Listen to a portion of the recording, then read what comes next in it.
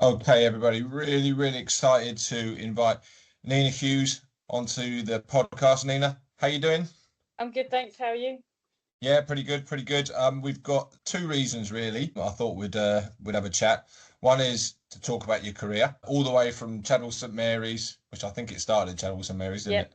yep. Yeah, and then all the way through to the pro ranks. Obviously, we can briefly touch on a recent event which was highly controversial. How much you want to relive on that, I don't know, but we could have a chat about that. And then the second part was how you do this through being a mother as well. You have two boys, only 10 and 8, I believe you said. Yep, 10 and 8. And your journey, so motherhood itself is just one thing, but your journey through being a professional boxer, at the highest of levels, and just sort of sharing a few of your experiences around that. How does that sound? Yeah, that's good. Ended. All right, let's go for it. Let's jump right in. Okay, so you started at Chadwell St Mary's, and I believe around 25. Is that right? 25 Yep, years of age? You're yep. starting quite late then. Very late. Yeah, just fell into it completely by accident, really. It wasn't ever something I wanted to do. I just literally, me and my friend did a boxercise class one day for fitness, and I really enjoyed it. And then I ended up joining the boxing gym but purely for fitness, not because I actually wanted to box or was into boxing. Yeah, I just enjoyed it more than going to the gym. And how And long yeah, was it before you did that first walk into the gym for fitness to get in your first bout? I think it was 6 months. But my first first bout was a bit, ended up in a bit of disaster. There was meant to be an all-female show in Hull. We drove all the way to Hull, and then it was cancelled. The whole thing, they didn't even tell us until we got there. Oh, right, they didn't say. Okay, so Hull would have been about 6 hours for you. Yeah, From so Essex. imagine your first bout, all nervous and that. Drove all the way to Hull, and yeah, it didn't happen. And then it was the summer break. Okay. And then, yeah, started again in the new season and had my first bout then. So you could have easily just dropped out and said, "Sod it, that'll do me," because you got the break as well, haven't you? You got the summer break Yeah, after, so yeah. it's easy just to drop out. Okay, so who looked after you mostly at Chadwell St Mary's when you first started all the way through to your competitive So career when I there? first started, it was Chris Oko. He was my coach at the time, and then yeah, he left that gym at the end, and it went on to Scott Johnston. Okay, right, and obviously massively fantastic gym. How many amateur bouts did you have before you went into the national championships? Before you won your first national championship? I did the 0 to 5 category first to develop my mum. Only 0 Yeah. to 5 at the time, so I won that, and then I think I had about 11 when I went into my first open class national championships. Okay. So when did you start getting the sniff around GB? And then it was literally after my first national championships, they announced the Olympics, women's boxing was going to be in the Olympics for the first time. Yeah, I got invited for assessments. The assessments went on for about 6 months there every now and then for the weekends. And yeah, and I was selected for the first ever female squad. Okay, and again, doing a little bit of digging. So I think that was around about 2009, if I'm right in saying. Yeah, it was. Okay, Yeah. so you got 3 years into a certain little event that's happening in London at 2012. What were your sort of thoughts at the start when you're getting onto GB about the potential there? Because obviously there was another lady on the cards then, wasn't there? Nicola Edders. Yeah, Yeah. so obviously I always knew I was her. I think there was 3 of us at first at the same way, and then it obviously going down to me and Nicola. I always knew I was just lacking that bit of experience. When I first got picked for GB, I think I'd had 15 bouts. So I was just, everyone else had been boxing for England for years. There was all so much experience. I was just lacking that international experience. So I knew I was basically her reserve. I couldn't keep competing. I kept getting better. I was getting more experience, but it just wasn't quite enough time. So maybe if it was more like a 2007 sort of thing, the whole history of female boxing could have changed, with her not going on to win, could have changed. Yeah, definitely. I think it's just another couple of years because I was improving massively while I was on there, and just needed that extra bit of experience. Okay, and you were constantly moving around with her up at Sheffield.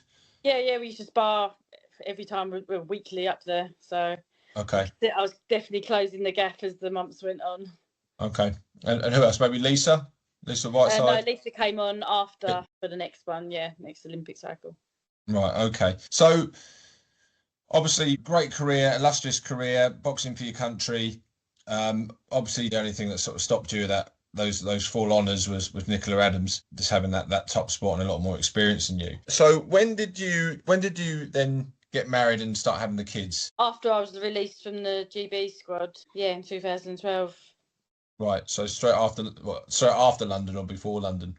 Straight after London. Right. That Okay. was all the plan in case I went to the Olympics. Right. Okay. Okay. So when that happened, then so what happens? You obviously you're pregnant. Your first child was born in what year? Sorry, 2014. 14. So what then happened with the boxing around that time? See, when I come off GB, I tried to carry on for a little while, but in my club, but I'd lost all motivation. I think I was so disheartened from not going to the Olympics that I just didn't have the motivation anymore. I tried, but so I did actually stop boxing, and I didn't actually think I'd ever box again. Lost all interest. It was only after I had my first child that I put on loads of weight, and I thought, you know what? I thought I'm going to go back to the gym and just train to lose the weight. And I thought I was going to set myself a target of just having one bout, just to lose the weight, and that's it. That's all I thought I was going to do. And I had that one bout, and I just started enjoying it again. I sort of fell back in love with the sport. Was that the bout with my girl then? No, that one was after the second. Second. Okay. So who did you box after the first one then? Louise Alton. Bloody hell. Okay. Right. Yeah. Yeah. She's a national champion as well, isn't she? And now unbeaten pro, I think. Yeah. I won that, and then I was like straight back in Haringey Cup after that, and I knew I'd wanted to keep carrying on then. So, but what happened? I mean, that must be from going, that's it, I'm throwing the towel in, I've got a kid, I've put the extra weight on, I'm not training, everything's changed, life's changing. Who's dangled the sort of Louise Orton carrot in front of you?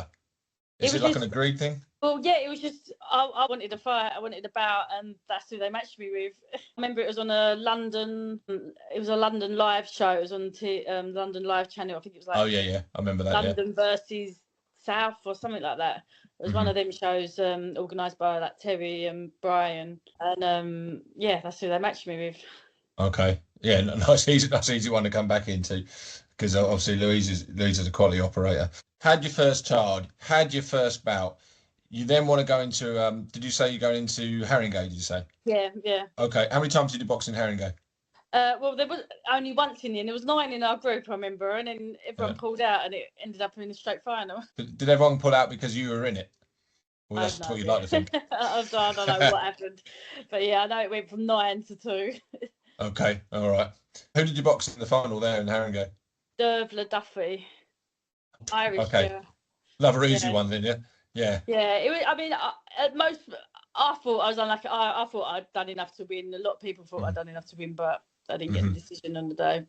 Okay, and of course she she's a big name as well. She would have been busy, I'm sure. Yeah, but I had a good bout against her. I thought I did well. Okay, great. So then you have your second child. How many years later? They're 2 years apart. 2 years apart. Okay, so and then I get the phone call from Scott saying, Adam, Nina's trying to get back into it. We need a bout. You boxed. What were you saying? You were boxing, usually boxing around under 54. Yeah, because this is what the plan was, right? Go on, you tell me. So I knew. So when I fell pregnant, I knew I wanted to carry on boxing straight away. Like after I'd had my child, I remember having to pull out the championships at the time because I fell pregnant. And then once I had a kid, next national championships was 5 months after, and where I'd put on so much weight again. I was debating, I was like, do I go into the national championships having not boxed for so long, or do I have a warm-up fight at a much heavier weight? That was the debate. But I'm in an hour thinking, it's obviously a lot heavier. I'm just carrying weight rather than I'm not that weight. And then we took the risk and thought, let's just go for it and get a bout in before the national championships, even if it is at a much heavier weight. Sure. Yeah, Scott, to be fair, he was straight up with me. He said, okay, look, it's Nina, but she's been out with the baby. She's not nearly near her fighting weight. We need a bout before she goes in the championships. Adrienne, she had quite a few bouts, I think, by then. Maybe she had 20 bouts, 25 bouts. Because I'd had so many, not many people take it because you've had no one. Yeah, I get that. At your weight, no one would go, I don't care if she's had a baby, but because you're up a little bit. And I think you gave a bit of weight to us anyway. But Adrienne was experienced, but she was a half and half girl. She wasn't a banger at all at that weight, but she was fit and busy. And I think she gave you, I think it was perfect, wasn't it, for you, to be fair in the end? Yeah, it was good. Yeah, I mean, Yeah, you got you got the win, you get, but I think she did put it on you occasionally as well, and you know, it was, I think it was a yeah. decent I workout, but remember I think Scott being you were nervous when catching her he with the right seen. hand too much. Yeah, I remember Scott being nervous when he seen the size of her compared to me, because they're just naturally someone, even though I was heavy, just looked so much bigger because she's more naturally that way. Yeah, sure. But yeah, I do remember that bout, and jumping on the other side of the fence, I would have thought, yeah, it was sort of perfect. You know, she gave you a proper good workout, made you work for the win, but yeah, you were scoring with that. You were scoring with that right hand. Anyway, moving on. So, okay, 21, I believe, York Hall, pro debut. What was the yes, I want to turn pro. What was the catalyst to think, yeah, I want to do this professional? It was just, you know what, I was going to retire from the sport. Like, I was obviously getting older, and I wanted to do one more.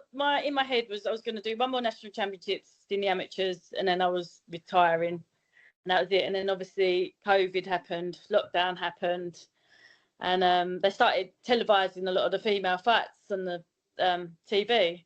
And I'm watching these girls thinking, I could do this. I could still beat them. Like, the other girls my weight, and I was thinking I could still beat them in my head. And yeah, amateur gyms were shut, pro gyms were open, and I thought in my head, I thought, you Okay. know what? I thought I'm just going to give it a go. I thought if I don't, I'll probably regret it for the rest of life and just think, what if? I thought if I give it a go, but I don't get anywhere, at least I can say I've tried but didn't get anywhere, and I'll have no regrets then. There That you was go. obviously That's my the thought. word, isn't it? That potential of regret. You're seeing the girl, yeah. Because I think so. No, 21. So that's 3 years ago.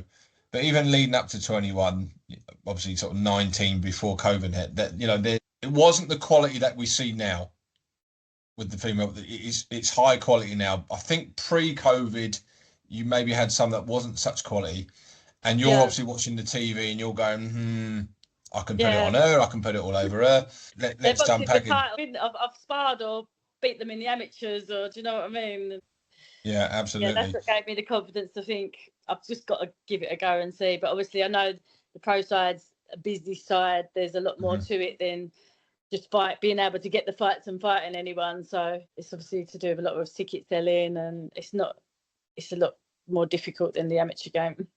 Yeah, absolutely. So you're like it's the business side straight away, isn't it? And you've got to sell tickets, as you mentioned. So how did that look like? So, I suppose it's reasonably local, isn't it? Yeah. So you're going to York Hall, Bethnal Green, 2021.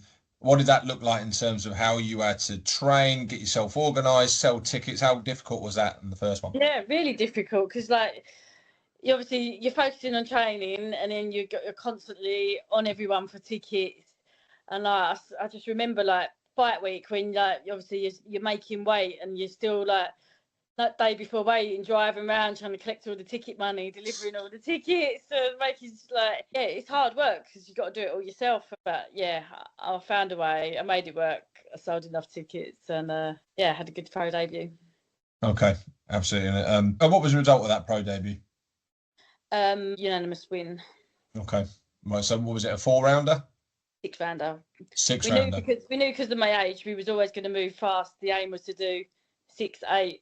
First fight 6 rounder, second Hmm. fight 8 rounder, and then third fight went straight into a title fight. Okay, so you would have been about 39 then, 38. 9, I was. Yeah, 39 in the first one. Okay. So it has since then has been obviously you've moved up the ladder and we'll get to the Johnson one. Was that been a priority, getting the bouts in thick and fast?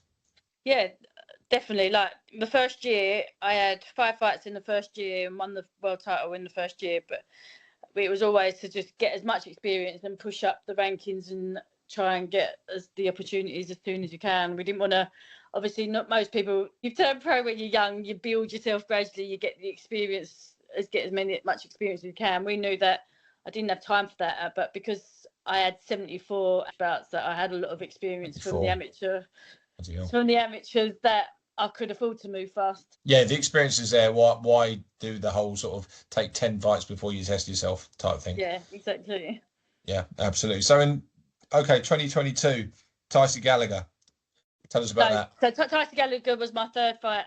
It was for the Commonwealth title and the WBO International. My first test, first 10 rounder, first titles. Yeah, it was a great fight, and come away with my first 2 titles, which is really good. Okay.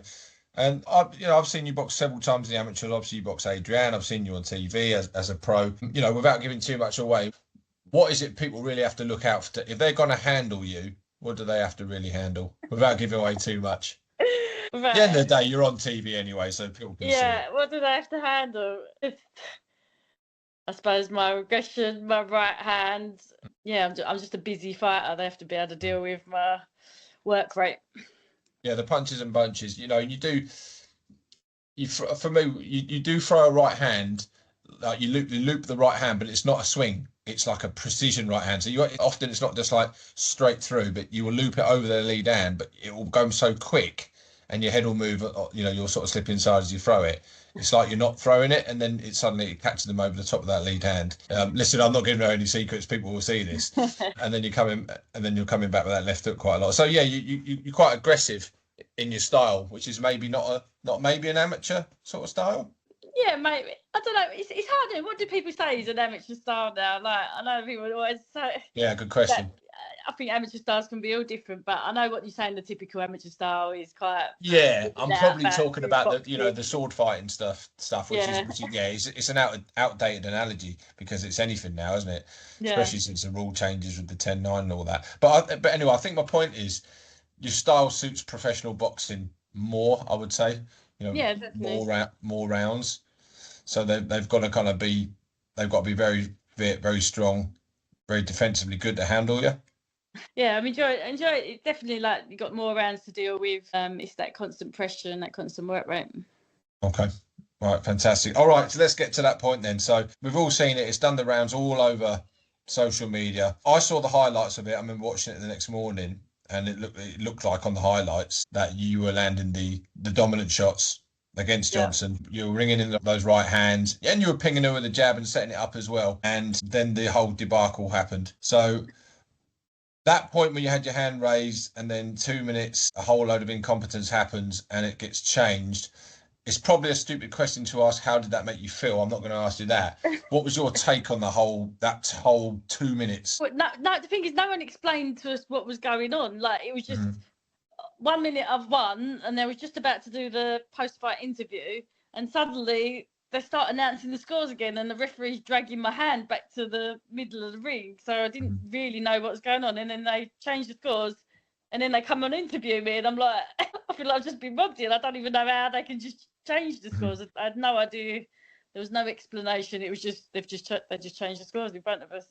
Yeah, there didn't seem like there was like a word in your ear, like even an immediate apologies. Look, we've announced this wrong. We've got this wrong. It just sort of, I remember watching it back a few times and just pulled both your hands back in and then just re-announced it. No sort of like, listen, or gone. Did anyone go to a trainer first and explain to the trainer? No one said nothing. They literally just changed it, and then they come over with the post-fight interview and expect me to, and I was just baffled. I didn't know what was going on. I had no words. I was just so like, what has just happened here? So when the final bell goes though, and you never know in pro, you could knock her down 100 times and still be a bit worried about what's going to happen with the decision in pro boxing. What was your first thoughts? Well, throughout the fight, my corner were confident that I was winning. In the last round, my coach actually told me he went, just stay away from there. Don't put yourself in any danger. Just like box and move. So the last round, I thought I actually gave away the last round, and I was just boxing and moving because we were confident we'd won. So after the fight, we was confident we won. And then when they read out the scores and they announced, it was no surprise. I've won. And then obviously, then they changed it. But I remember the scorecards. Yeah, sorry, this is a painful relive for you. But I think a lot of people will be interested in this. If I remember rightly, I think one was massive, wasn't it? By like one only gave me 2 rounds. One was 6 and one was to draw. Yeah. That baffles me as well. So you got one by massive this way, one's gone the other way, and one's gone draw. Yeah, it was. Do you know what? It was the way. Like, say you have a close fight, but they score it, and say just because Australia, say the close rounds they gave to her, but it was just so obvious that they were cheating because the way they were scoring it was so wrong. Even Michael Buffer tweeted about how do 3 judges only unanimously score 2 rounds the same. It was like the first 2 rounds I clearly won. It was impossible to have me losing the first 2 rounds, but 2 of the judges had me losing the first 2 rounds.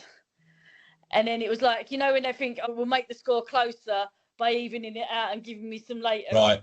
That's what Yeah. it felt for scorecard. Like the last round, I thought I'd give away, and that showed me winning. Mm-hmm. So it's one of them. Like it was just the way they scored. It was so. It just seemed like so obvious that they were cheating because the Browns are clearly won. They gave to her.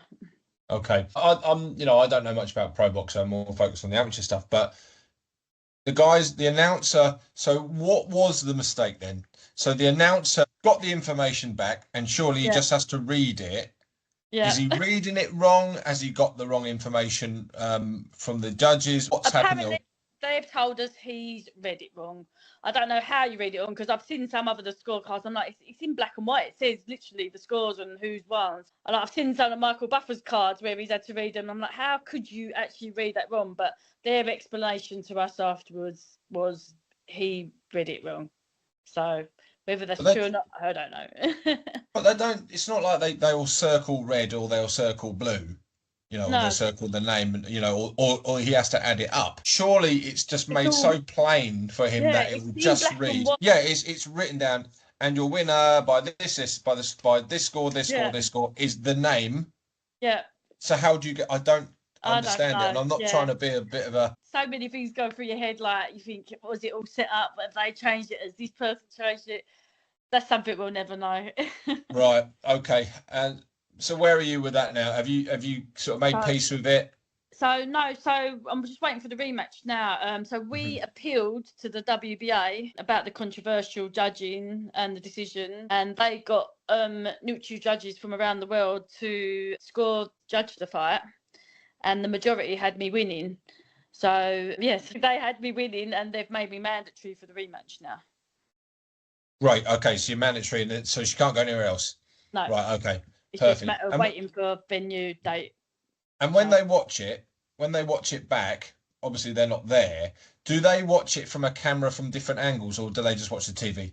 I don't know. They didn't say. Okay. They just neutral judges from around the world to rejudge it. I'm guessing they just watch it from the TV. Yeah, you know, because sometimes judges say, "Well, I thought you thought he never won it or she never won it," but they're watching from a different side of the ring, all that kind of stuff. Yeah. But I know different angles, so it can look different, can't it?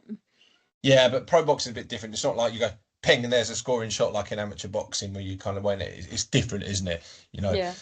Okay, so right, and is there any sort of dates roughly when that's going ahead? They said February, March, so I'm hoping definitely by March latest. Nice. Okay, so you definitely got to be keeping your hand out the Quality Street and Roses jar over Christmas. It's a different thing.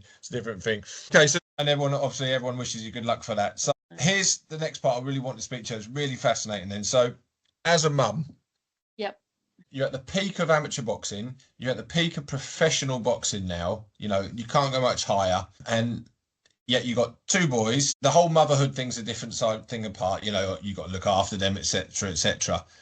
How do you manage to come back from your first? I think it was your first child, and then 3 months later you're boxing. Yeah. What did that look like? You just find, you know what? Yeah, you just find. I know everyone's situation is different, but you just find a way to make it work. Like obviously, for my first year, I was in maternity leave. I had my mum only living around the corner, so I'd walk to hers with the pram, leave the baby with her, go for a run, do my runs that way, and then I'd train in the evening. I mean, sometimes I remember my youngest child, he was a terrible sleeper. Sometimes I'd take him to the gym in the evening and he'd sleep through the whole thing, and I'd one of the parents at the back give him a little rock every time he woke up, and he'd sleep through the whole session. You just find a way to make it work if you want it enough. And I really enjoyed it, and I wanted to train. I just found a way to adapt motherhood and get my training in at the same time. Okay, so you had that family support around you. You had the people at the gym helping and supporting around you. And as you say, if you want it enough, you find a way to do it rather than excuses. Did you have any, without being too without asking too many in-depth questions, did you find any sort of physical parts of it difficult? Any sort of the changes in your body, the changes in everything that's happening. Did you find that a challenge? I think it was just losing the weight because I'd put on so much weight for each one. I think after the second child, I recovered quickly after the birth, obviously quicker than my first one. So I think that's why I think I was back in the gym 3 weeks after my second child. Yeah, just on a mission to lose the weight and get fit again. Okay. And did you have any sort of, support around that, not just from the family and friends, but in terms of advice, from the NHS, from, doctors around, was it or warnings or anything like that? They tell you not to train for much longer. They tell you not to exercise. I can't remember how long they said, but it was ridiculous long. But then I started Googling it and speaking to other people, and they was like, no, you don't need to wait that long. I think the NHS cover themselves and they tell you not to exercise or do anything for a lot longer. But I ignored their advice, Googled it, and yeah. So basically, you've had the advice, but you felt good. You felt the main challenge was just shifting the weight? And just obviously, I got back into, I didn't go mad the first month of training, just eased my way back into it. I remember going for my first run and it was really hard. I probably didn't run very far the first time and had to gradually build that up again. But yeah, I just eased my way back into it. And if I can ask, without being too intrusive, how much weight did you have to shift? A lot. So I put on 4 stone for both my pregnancies. Well, 4 stone before I give birth. So by the time I give birth, I was probably still 3 stone to lose. I think I was like 75 kilos when I first went back in the gym. Wow. Okay. You kind of put it. So it's almost like 50% of your body weight.